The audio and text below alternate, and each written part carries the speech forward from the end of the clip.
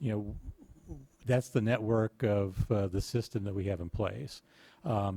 So to that end, you know, Reclamation is supportive of the emergency regs to help the board facilitate that protection of that previously stored water, as we heard earlier today, is one of the tools in the toolbox. Reclamation is certainly poised to enter into any discussions with parties in the basin and board staff as it relates to analyzing the data, looking at various other options that may be short of enforcement actions, so that we can work through a process that meets everyone's objectives at a particularly difficult time. But as John's graphic here illustrates, there's obviously a reduction in the natural flow. Certainly that has picked up significantly since the board took action on curtailments back on the post-1914 appropriators. And I think that we are going to be in for a period of time for the rest of the summer into the fall, should it stay dry, that we're going to be grappling with some of these issues.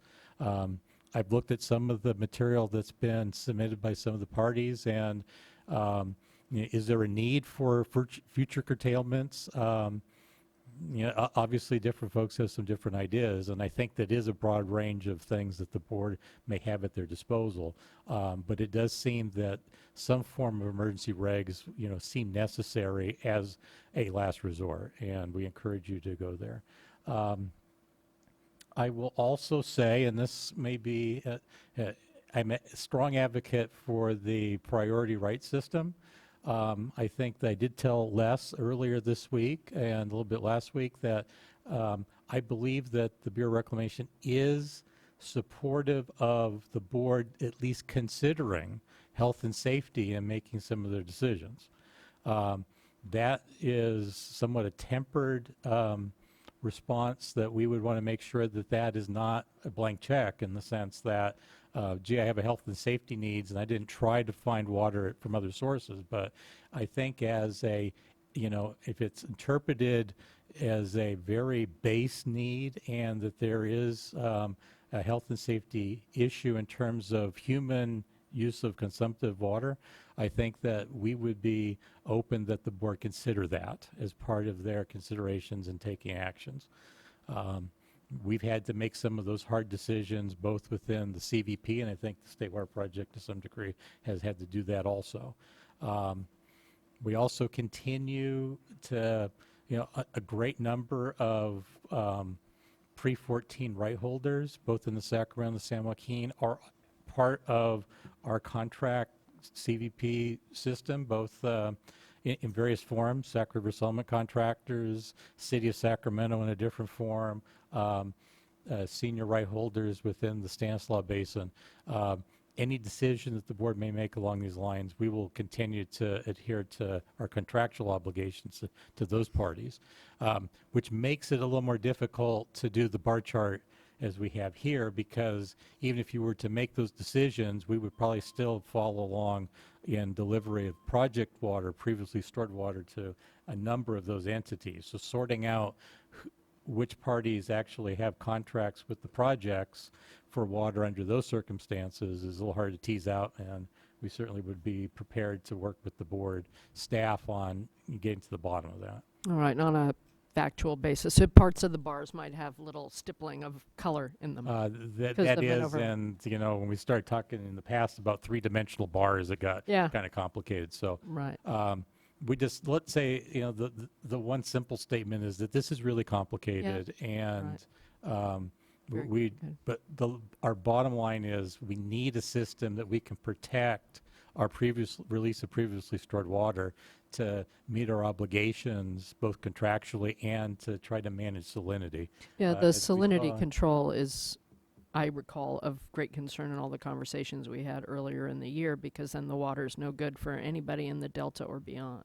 And I think our experience project operations-wise in June, with some very high tides, tides in June are very high anyway, and present a challenge, but when those projected tides were a half to a foot higher than projected, created quite a difficulty for the projects. We had to scramble from our previously planned releases and pumping plans to manage that. We think we've got ahead of that curve and hopefully can keep it that way. But that's just indicative of, with the low exports that we currently are conducting, there's just not a lot of knobs there to turn. And we really are very concerned with managing that, both the cold water pool out of storage upstream as well as just managing and positioning ourselves for next year. So I can't overstate the need to kind of protect and have the facilities mechanically and procedurally to be able to deal with the protection of that stored water. Thank you. Thank you both very much. All right. Great. There are questions? Succinctly stated.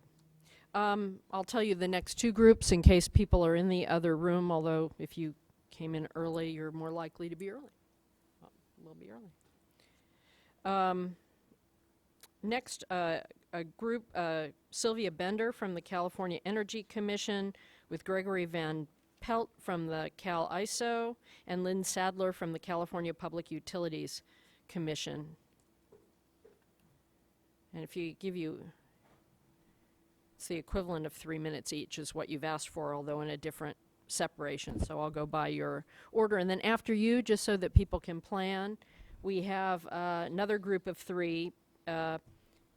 Peter, well, let's see, I have Peter Keel, Paula Whalen, Tom Gore, and Scott Johnson. It's actually 4 people from a variety of wineries and the Alexander Valley. So you'll be next. Thanks. Good morning, Chair and board members. Hi. The California Energy Commission, the Public Utilities Commission, and the California Independent System Operator appreciate the opportunity to provide comments today on the State Water Resources Control Board's consideration of this proposed resolution. We appreciate that the Water Board has acknowledged the specific energy mandates to assure electric reliability that the Energy Commission, Public Utilities Commission, and Independent System Operator must pursue. We have been meeting weekly with the Department of Water Resources and your staff as part of an electric working group under the Governor's Drought Task Force. We would ask that you accommodate variables affecting electric service reliability throughout California due to insufficient water flow for power generation, compounded by fires and transmission outages during high demand periods. The Water Board's work responding to the drought has been a monumental effort. We encourage the Water Board and recommend consideration of a mechanism allowing for a swift response in the event of an actual or threatened emergency to California's electric grid or supplies. Oh, Sylvia Bender. And then, so if you can restate your name for the court reporter, and you all, the split you have is 5 and 1 minute, is what you said. So just if you put 6 minutes up, the next two will figure out how to do-si-do. Sylvia Bender, California Energy Commission. Thanks. Good afternoon, Chair Marcus, members of the board. I'm Greg Van Pelt. I am here representing the California Independent System Operator. We are the power grid operator for approximately 80% of the people of California. Part of the duties associated and obligations attached to operating a power grid are established by California statute. Part of those duties and responsibilities are established by a Federal Power Act and the reliability standards that fall out from that Federal Power Act and the Energy Policy Act of 2005. That includes operating your power system in a manner that provides for adequate resources and assures that power supply is available as needed. I can tell you that the current forecasts in California for the California ISO system are that we will have adequate resources for this summer. We have fulfilled those responsibilities, but we also recognize that there are opportunities for emergencies to happen. Emergencies generally happen suddenly and are unforeseen and can have widespread impacts. And so we ask, as you review these regulations, that you also have consideration for the operation of the power system and the understanding that those resources which have a need for water to operate and generate electric power may be impacted by curtailments, and to the degree that those curtailments create a electric grid reliability issue, a mechanism that is expedited and can address mitigation of those impacts would be appropriate. We've heard earlier today that the appropriate due process does take time. And we are not suggesting by any means that any appropriate due process be circumvented. We are suggesting that advanced consideration in due process for mechanisms which allow expedited mitigation or relief of impacts associated to grid reliability that might be affected by water curtailments be included in your considerations. Thank you. I'm assuming, I know that there's been a task force meeting to talk about this and that you all have been talking with our staff and others, and so people have a fairly clear assessment of how tough the water situation is, and that you've made adjustments in thinking about grid reliability to not rely on, for example, traditional levels of flows you would have seen in a normal year. So you're not saying keep it all systems normal. You've adjusted for the fact that there's going to be less flow. I'm assuming. Correct. So you're talking about emergencies and unforeseen things in addition to all the work that you all have been doing to be in touch with our staff. That is correct. Okay. Thank you very much for that clarification. Thank Lynn Sadler, representing the California Public Utilities Commission. I would simply add on to what was said by the previous two speakers. We have been working with the Drought Task Force and with your staff, but we want to emphasize the importance of asking that you ensure that your actions support both the ISO and the CPUC's statutory authority and obligation to ensure electric services that's reliable and safe and at rates that people can afford. So thank you very much. Thank you. Could I ask something, Chair Marcus? Go ahead. Just for staff Yeah, in just response to this, help.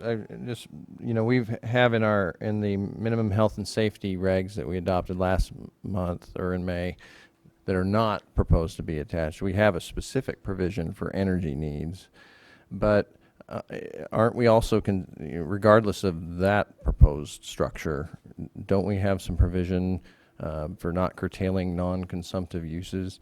And could you provide a quick response to any concerns about Yes. energy reliability? In general, that is correct. So our curtailments did not involve, it wouldn't be under our normal process or under the regs, would not be curtailing non-consumptive uses. Right.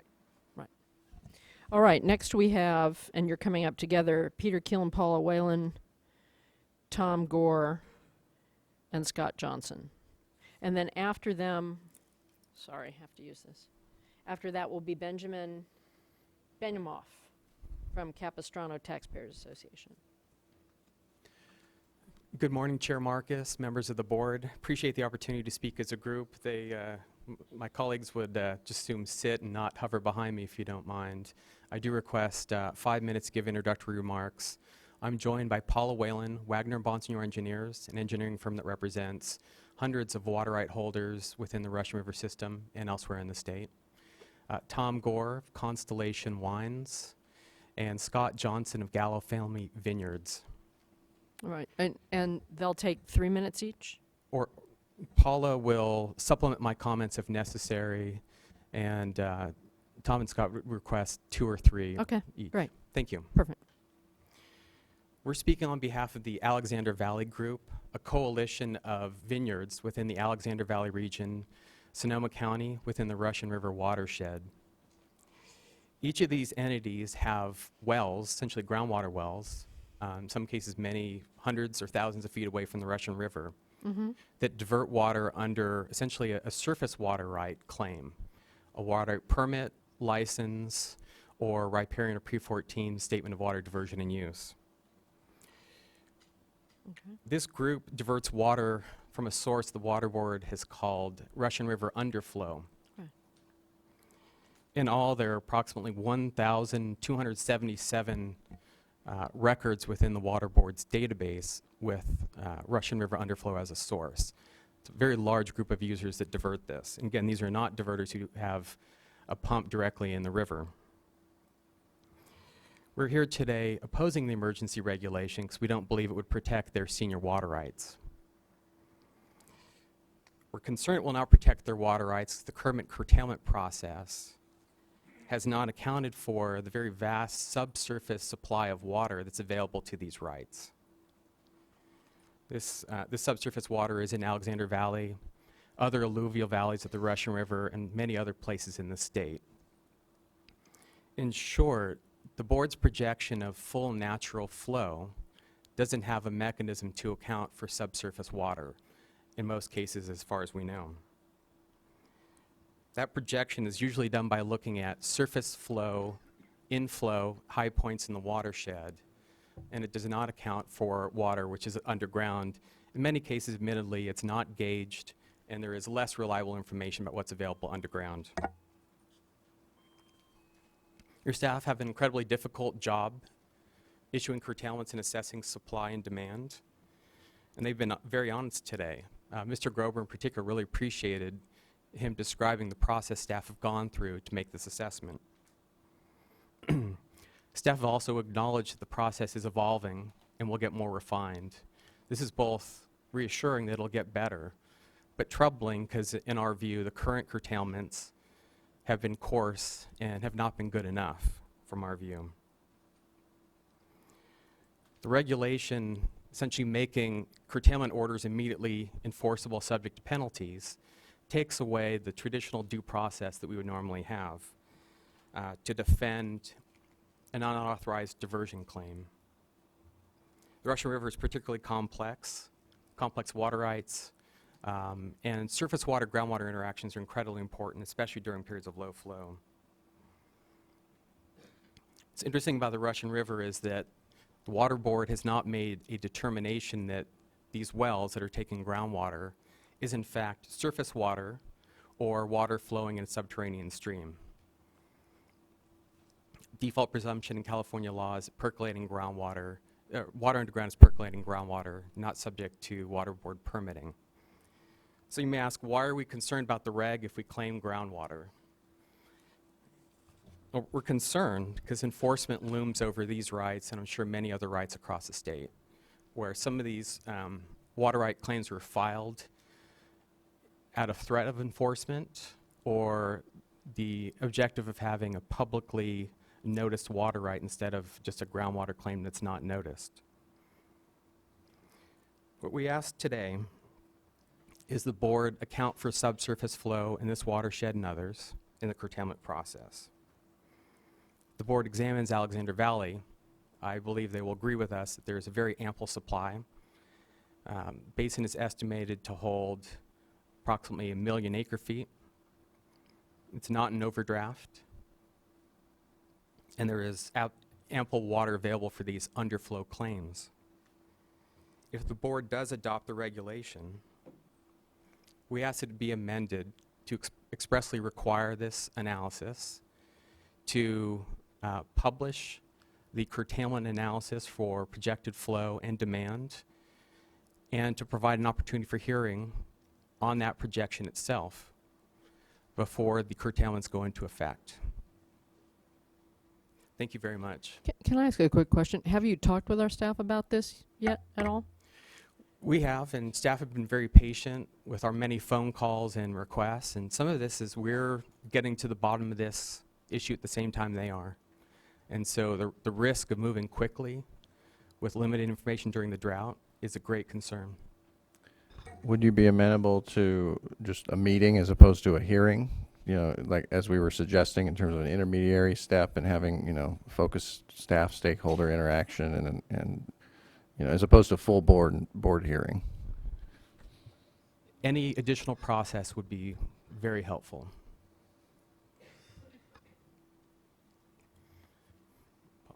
Thank you.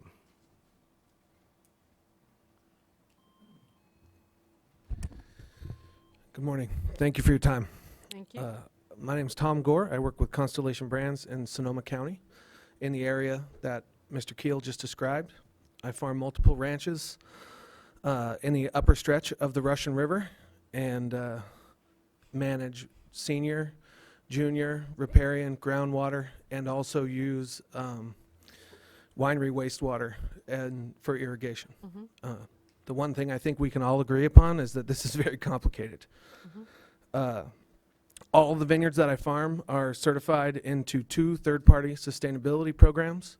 Our plan then, our plan now, and our plan in the future is to hopefully be at the table at whatever we need to solve our problems with the environment, agriculture, and the community in mind.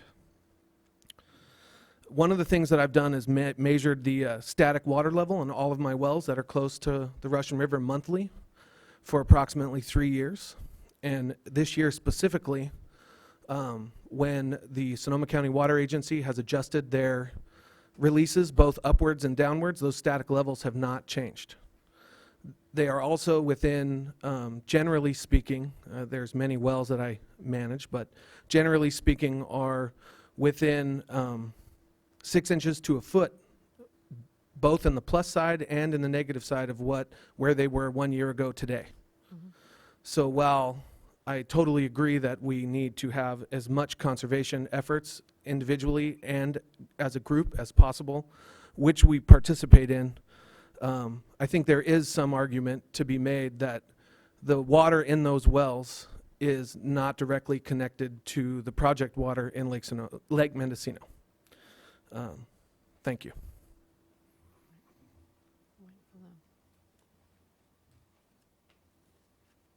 Good afternoon. Thank you guys again for allowing us Sure. a little time to chat with you.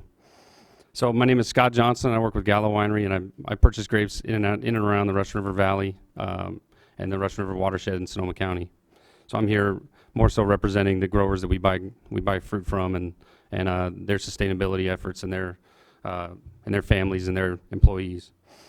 I wanted to touch on my issues with the curtailments in the first part, in addition to the emergency regulations. But the curtailments in the first part, and I apologize, I'm not a lawyer. I don't deal with these meetings very often, so I don't know all the details of all this. But it felt like growers got blanket statement curtailment notices when a lot of people, like Tom just mentioned, when we have a lot of growers that have wells very far from the Russian River.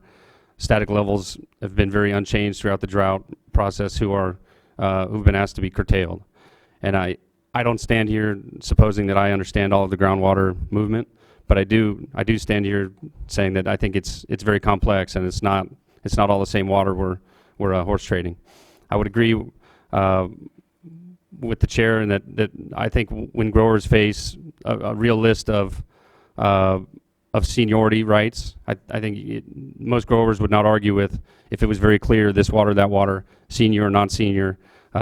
There's not much you can do at that point. But until that point, when we're still trying to figure out which water is being pulled out of one pump and being sent out of one lake, I think there's a lot of confusion around that. It feels a little like growers are in the sense of Alexander Valley, are a little bit guilty until proven innocent.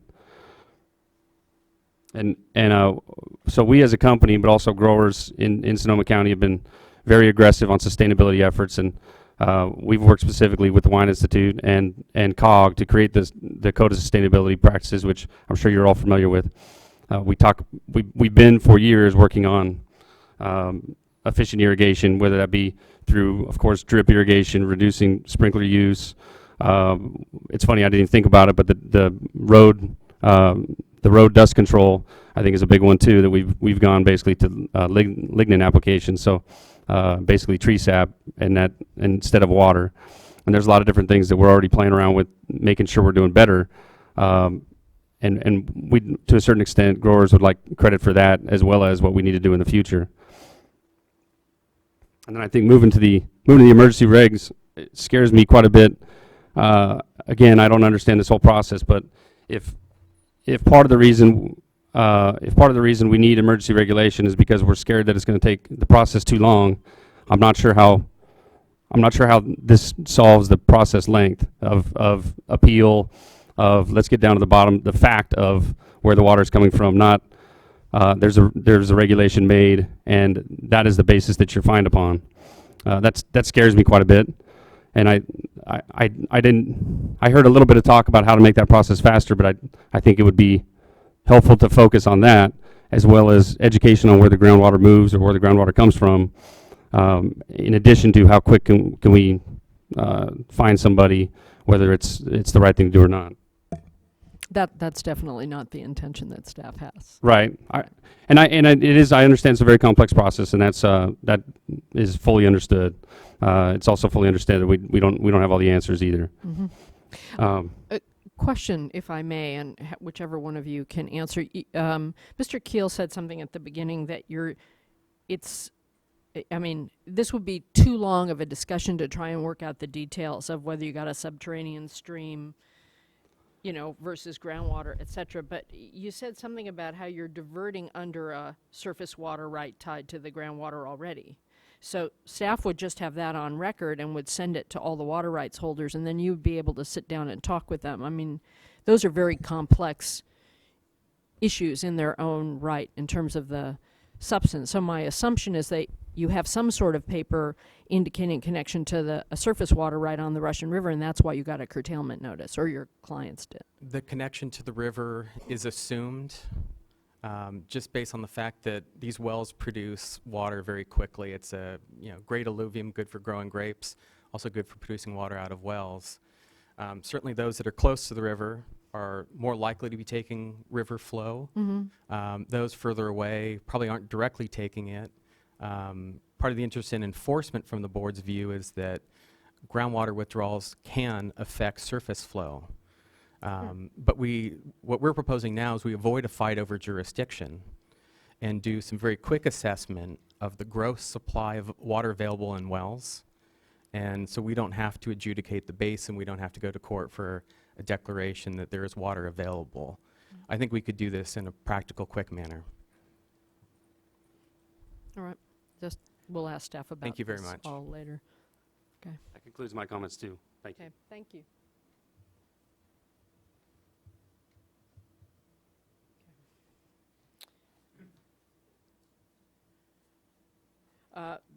Benjamin Benumoff and then Justin Oldfield from the California Cattlemen's Association.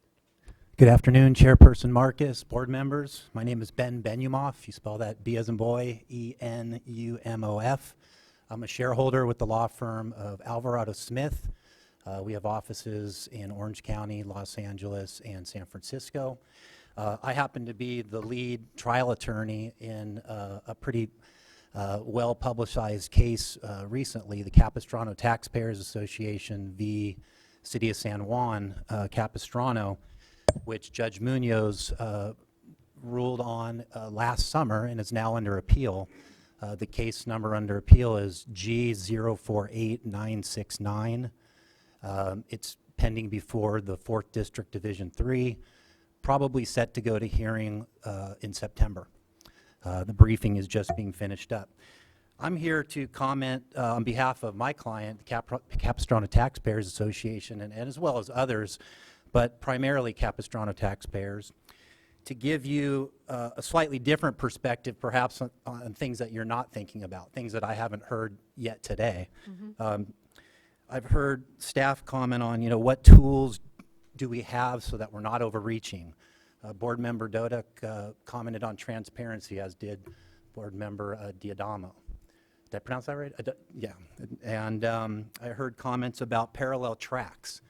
And last of all, ensuring meaningful protections from a due process standpoint. So my comments really go to 878.1 subsection C, subsection 1, C, E, and F, primarily E.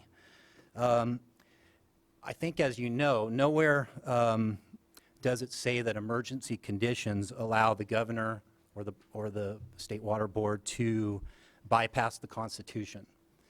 And what I'm referring to here specifically is Article 13D of the Constitution, also known as Prop 218. To bypass the Constitution would require a constitutional amendment. Subsection E is very problematic from a legal point of view. Of course, encouraging conservation is a good thing. I don't think any of us would disagree with that. It's the manner in which it's encouraged which can become a problem, particularly in the court system. If you're unaware of the CTA case, that issue involved a tiered rate system in which Judge Munoz ruled to violate the California Constitution because there was no inequality between the tiers, simply an exponential progression from a baseline Tier 1 rate through Tier 4. Right. When you say encourage conservation, to me, that just sets off all kinds of legal alarms because it's not a defined term, number one. What does that mean, encourage conservation? And when you go a step farther to say in subsection E, or changing the rates to encourage conservation shall be required at the next opportunity. Well, that triggers Prop 218 notice requirements because when you're talking about water retail, water rates, you're under Prop 218, and you can't necessarily do that under emergency conditions. Now, the way you could solve a lot of this is if you put in some sort of qualifying language. The AB 2882 is an example, which speaks about allocation-based conservation water pricing. There, the last sentence of the Legislative Council's digest states, this bill would require that revenues derived from allocation-based conservation water pricing not exceed the reasonable cost of water service, including conservation measure costs and overuse costs as defined. That's kind of what I'm talking about here. The better source, because you've got the Constitution, we've also got case law. It's a case, Palmdale, City of Palmdale, Palmdale Water District, which I'm sure you're familiar with, at pages, the site is 198 Calap 4th 926 at pages 936 to 937. The court there, and I think a very brilliant decision, harmonized Article 10, Section 2, which encourages conservation, with Article 13D, which is Prop 218.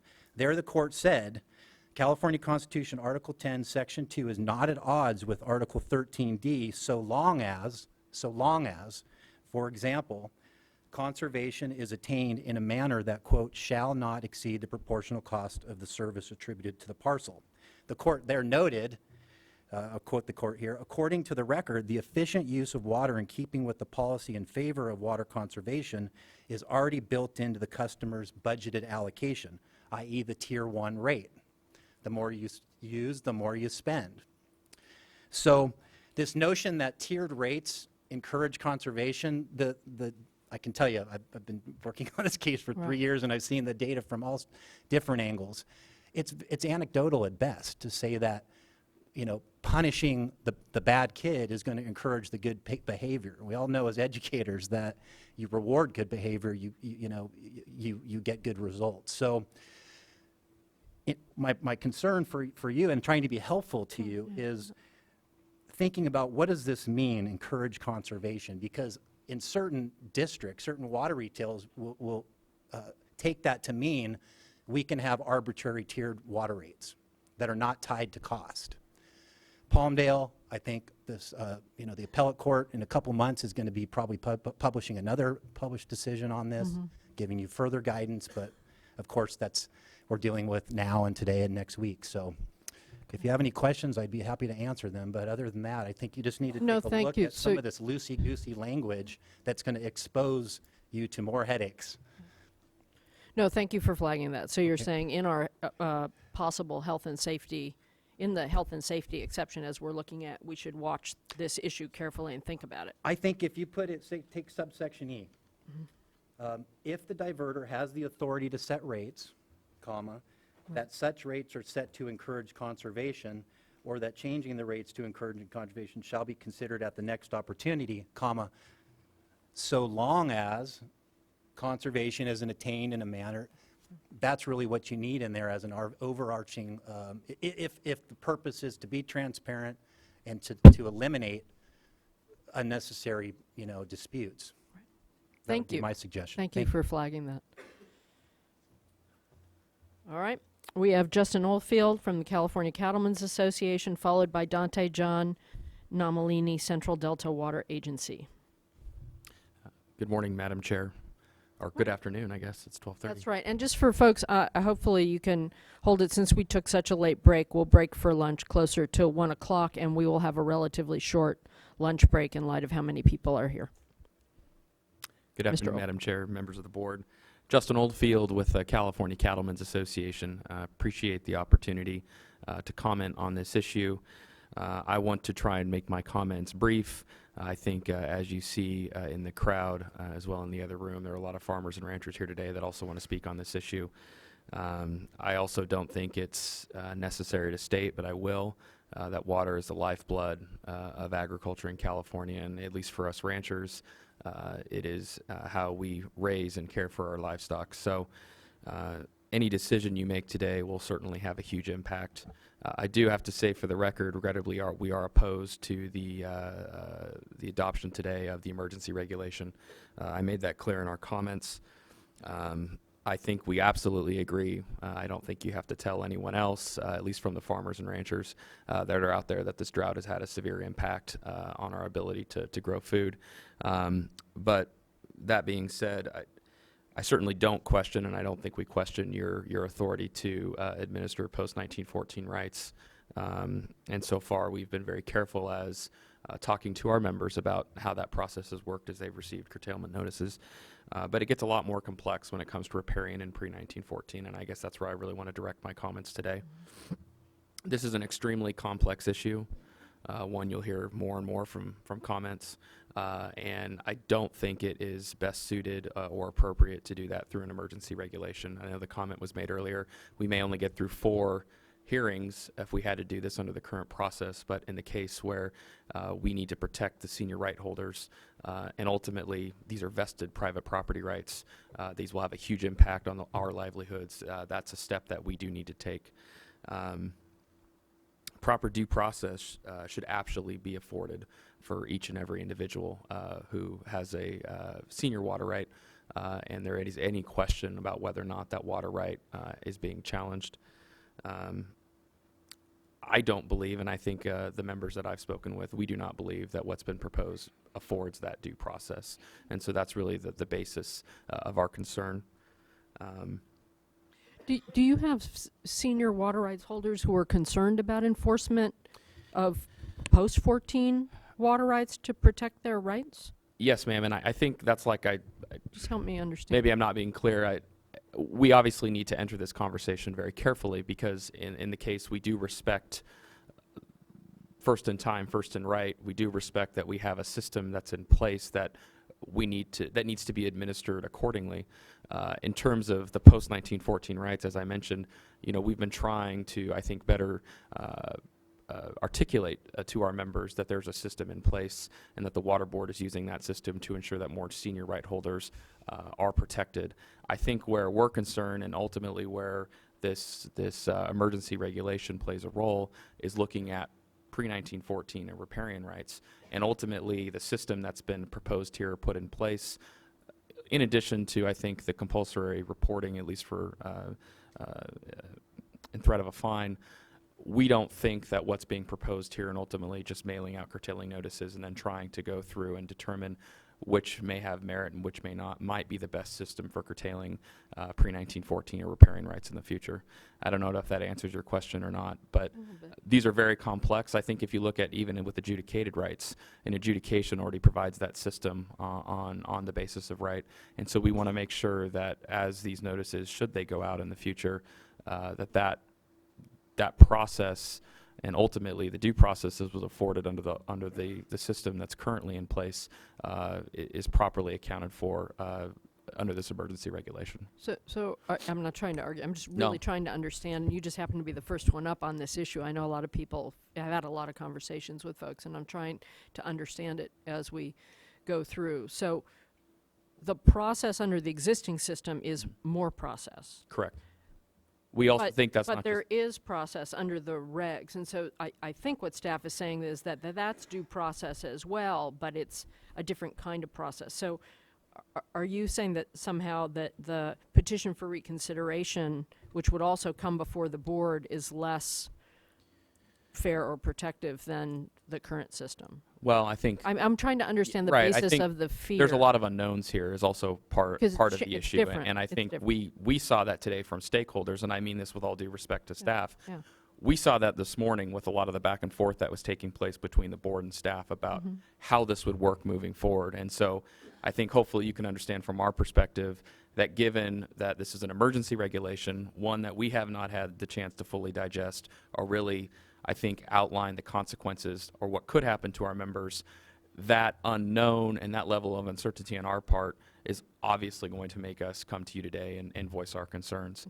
Again, I know that we're obviously getting into that peak time of when this water is going to be used.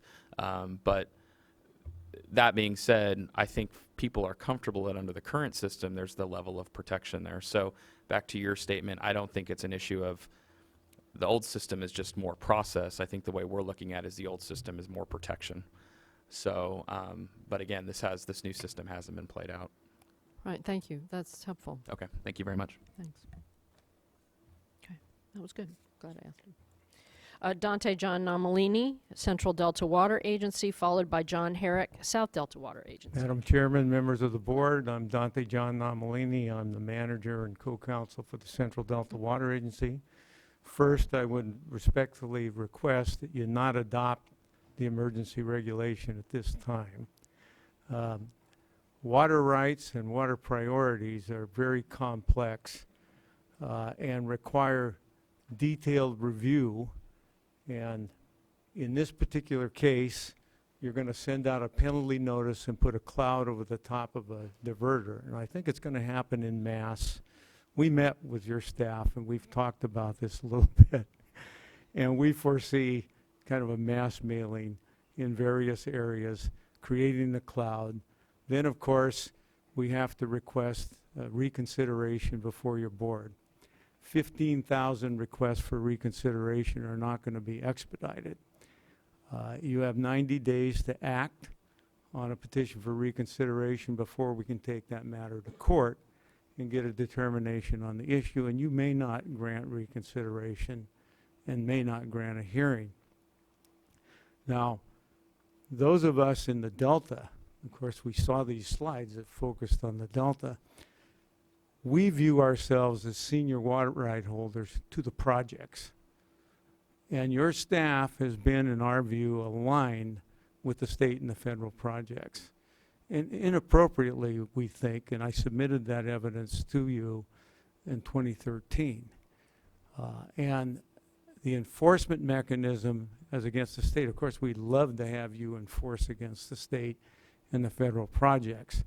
We see all this release of all the water from a reservoir is treated as stored water. It may not be. It's probably a commingled source of fresh natural flow as well as water that's carried over from a prior period. And you heard the statement from the Department of Water Resources that they store the water in March. They actually store the water as long as it's available, extending well into May. And so that water that's carried over is mixed with natural flow that would otherwise come down through the system. And in the case of the Delta acts as a pool. And when you freshen that pool, it extends the length of time that the water quality would be improved. Plus, you have numerous conditions that are imposed on the projects for storage and operation. And in fact, in D1641, this board, your predecessors, imposed on the projects after lengthy hearings, getting into all the water rights, stored water, and all of that, imposed the burden on the projects to maintain salinity control in the Delta, and did not impose that burden on any other water right holder. Now, what's happening with this emergency regulation and our conversations with your staff is they are redeciding that case, which we think is a violation of due process to do that without a formal hearing adjusting D 1641. It shouldn't be done under emergency order. So we see that as a problem. Plus, there's a very complicated issue associated with sorting out commingled water. If you release the water from storage, where does it go? Does it go right down the river? No, it goes to the Feather River water users. It could go to the people over in these irrigation districts. And then there's a return flow. And incidentally, we went through a major water litigation with the Department of Water Resources after the 76-77 drought, which they subsequently dismissed. And there's a basic principle in water law that is going to get lost in your process, and that's the burden of proof. Those who commingle their water with someone else's have the burden of showing that they can extract their water without any diminution of the right of the other party to take water. Now that's an important due process element because commingling complicates everything. The staff has not taken into consideration the interrelationship of ground and surface water here. And more importantly, with regard to the Delta, they have ignored the contribution of water that comes from the bay. In other words, when you draw on the Delta too hard, you bring salt water in and you deteriorate water quality. It doesn't necessarily become unusable, but it's deteriorated in quality, but it adds quantity. And I've got a couple of slides I'll hit quickly, and it may save you some time later. Maybe you can put those up there and we'll hit it fast. All right, let's go to the next slide. What I wanted to point out again is that the problem that we're in is a result in great part of the failure of the projects to develop enough water so that they would only be exporting surplus water. And they were supposed to have 5 million acre feet from North Coast by the year 2000. That wasn't done, so we're operating a short system that is short because of the responsibility of the projects. They did not develop sufficient water to meet their export desires as well as their obligations in the watershed. Let's go to the next one. This year, and I pointed out this to you before, is not an outlier with regard to D1641 and the Delta watershed. 76-77 was the worst condition. It was taken into consideration when we set up the D1641 criteria and responsibilities as well as the critical year criteria. So we don't think you are acting properly in an emergency condition with regard to the Delta watershed. I can't speak to other watersheds, but I participated in the hearings, and you've got the records, and they're there, and this situation was contemplated in that adjudicatory process of the board with regard to the water rights of both the state and the federal project. All right, let's go to the next slide. Next one. Pardon me? How about giving me 2 more minutes? And if you want me down, I'll go back right now. All right. Let's go to the next slide. This slide, and it's in your in my testimony, but I looked at where the water went in 2013. And this is where I complained that the project were operating in violation of their permits. What they did was they shoved water out of the Delta, filled the reservoirs in Southern California, and created, and in the valley, and created the shortage that is now driving us today with regard to the availability of stored water. Now, this is an issue. I asked for an investigation previously. There has been none as far as I know, but there was wrongdoing there that's coming into the forefront here. Now, that goes to the equity of you sending out, through an emergency regulation, curtailment notices to the people in our area and others in the watershed without taking into consideration how we got to the situation where we are today. Let's go to the next slide. This shows you the contribution of seawater or bay water to the delta. It's huge. It's on the order of 330,000 cubic feet per second coming in and going out. We're arguing about flows in the 10,000 cubic feet per second range. The difficulty is commingling and identification of the water. Did the water that was released from Oroville go straight out to the bay, or where did it go? Who is taking stored water? That issue is a matter of the commingling, and the burden of proof is on those who commingle the water. All right, next slide.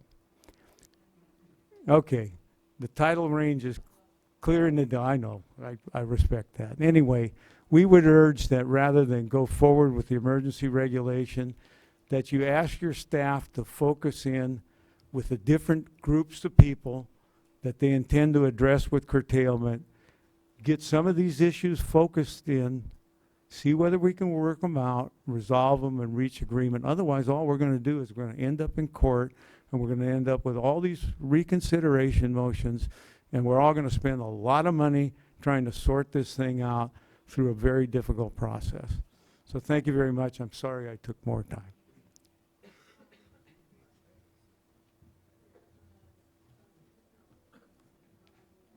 Mr. Nominally was talking about a lot of issues bundled in there together.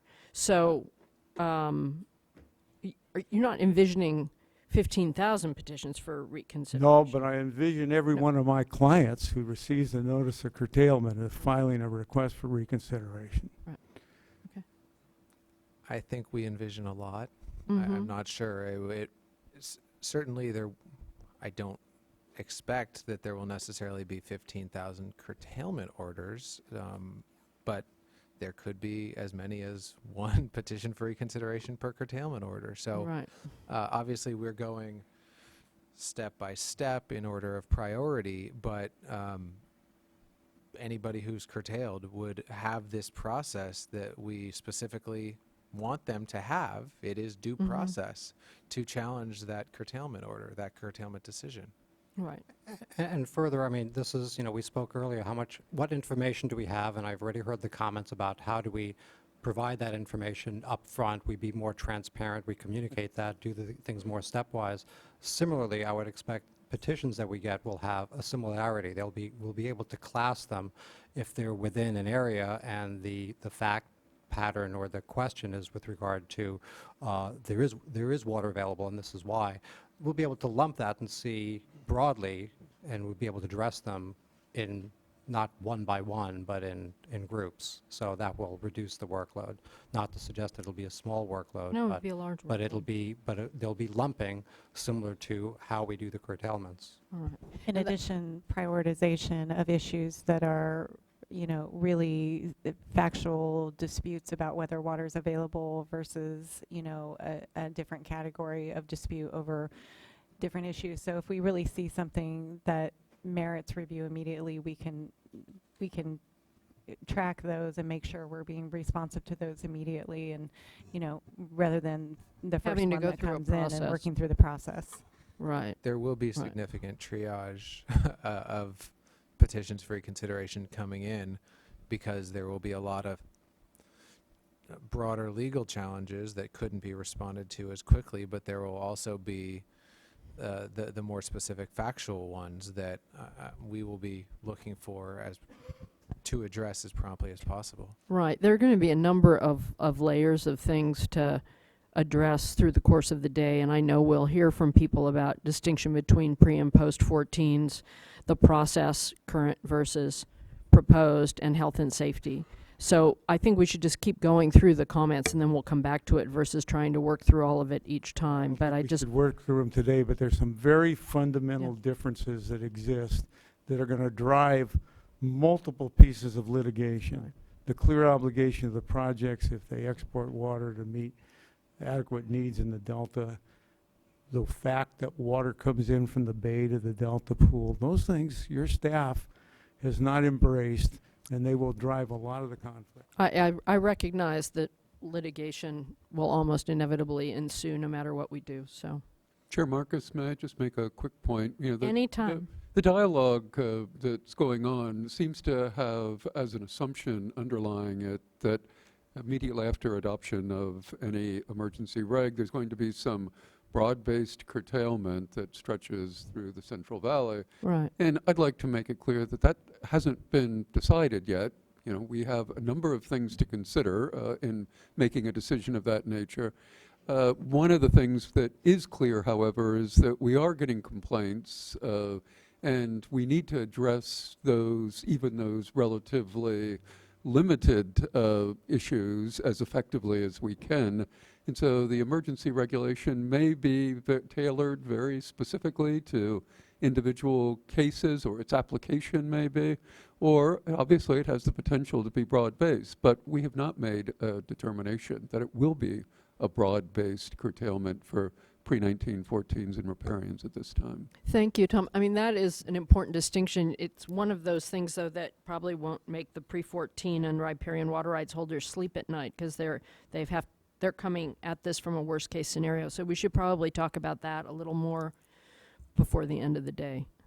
John Herrick, South Delta Water Agency, followed by Bob Meacher, City Manager of Portola, California. Thank you, Madam Chairman, board members. John Herrick for the South Delta Water Agency. Briefly, I guess I'll just adopt the numerous comments you'll get on the lack of due process, but I won't spend my time on that.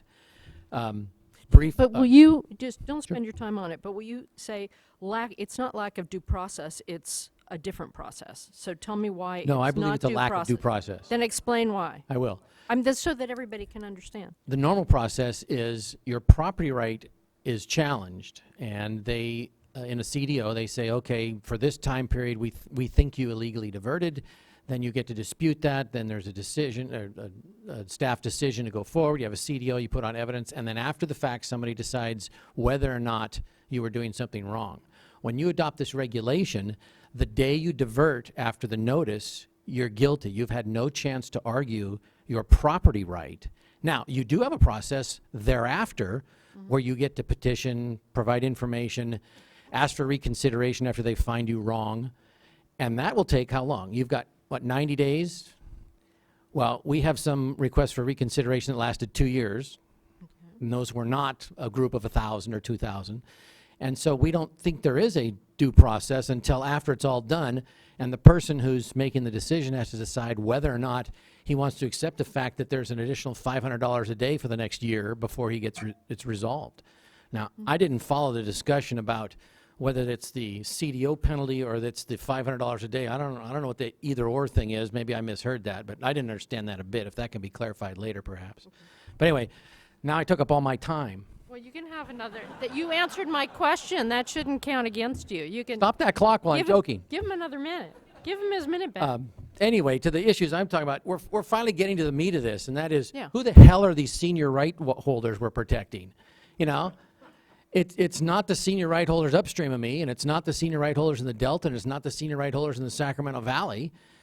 We just heard from staff that there's no water for pre-1914 now, and there's either now or in a few days there's no water for riparians.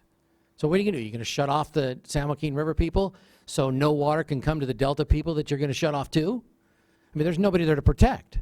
Now, whether they're individual instances upstream, downstream, you know, where some individual thinks some curious thing or some, but this is a process to protect no one except, right, the project stored water.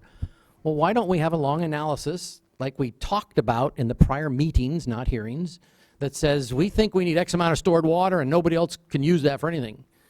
Well, as you may have heard, a lot of us groan when somebody said the stored water senior to somebody. The stored water senior to nobody. The stored water is subject to all of the permit terms and conditions and other obligations on the projects. Now, Les put on a nice chart there that showed salinity intrusion into the Delta, right? 1931's the worst one. Notice it didn't go all the way into the South Delta, but it went part of the way in. Well, he gave you the wrong chart. He gave you the chart that had the year on it instead of the chart that had the dates on it. And the water, the poor quality water intrusion reached the point of being really bad on that line on September 15th through October 18th, and thereafter it was better. So through September 15th, South Delta diverters were diverting. So now you're telling me that with projects, we're going to treat you worse than you were naturally because they could divert back then. We're worse off now that there are dams. That's not the way it works, right? You build a dam, you don't get to say, well, in dry times, I want me to flow downstream of me. No, no. When you build a dam, you have to make sure there's water flowing downstream for various purposes. You don't get to shut off a riparian downstream. Oh, it's a dry year. You don't get anything. No, they have to work out agreements.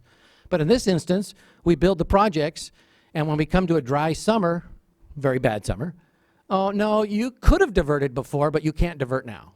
And that's what Dante's getting to on the Delta Pool, the ocean. The water slowly gets worse, but we could still divert all summer. But you're not deciding when we couldn't divert because the water was toxic. You're deciding when to divert based on inflow, natural flow. That's wrong. We have a great big delta. And in my testimony, I've got a reference by the guy running an estate in 1939. He's listing the water issues, and that's just an anecdotal discussion about that. But the important point is the bad water wasn't until late in the year. We could divert, so now you're telling me I probably can't divert. So anyway, water rights. We've been fighting this and the Delta issues since 1952 and probably before. I spent my time uselessly over the weekend going over all these documents. I read way too much. I had hundreds of documents of negotiations, agreements between the state and feds, discussions with water right holders, technical reports of flows, technical reports of diversions. This has been going on for whatever that is, 60 years. And you're now going into the bottom of a drought and deciding an issue for one side. You're saying, no, they don't have to provide water supply. Yes, they do. I could use the water through September. They're charged with keeping it fresh. They're not to operate the projects in any manner to directly or indirectly deprive anybody of the prior right of water, 11460. And you're deciding, no, they don't have to do that. That's what your regulation does if it's used to shut me off. That's not right. We're supposed to be protected. Now, whether that's a fight or not, I'm not even sure that's up to you, right? You'll notice that there's no complaint from DWR, the Bureau, saying, would you please stop those damn South Delta assholes, people from diverting water. There's no complaint. And in fact, in my testimony, I reference you the DWR operational data. Mm-hmm. Every day, they make a calculation that accounts for how much water is being used in the Delta by us.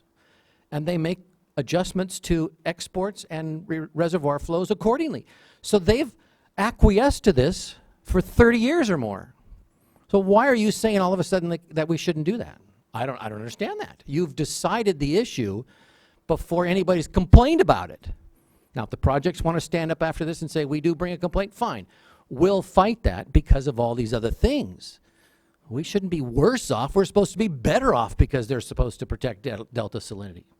Now, finally, I've run out of time, but yeah. I also mentioned in my thing, and I've done it before, the permits for San Luis Reservoir, I'm sorry to say, are on D1641's various obligations. And that means San Luis Reservoir is available for these uses. And that means you could save hundreds of thousands of acre feet of Shasta water if San Luis water went back into the San Joaquin River and provided that push against the ocean. If they want to sue me for my people diverting part of that, we'll probably have that lawsuit someday. But there's a solution that saves water, and you don't have to shut anybody off. I don't know why I went up at the end of that, but thank you very much. Thank you. Thank you, Mr. Herrick. We'll come back to that. Next, Bob Meacher, and then we'll break for lunch. And right after lunch, we'll go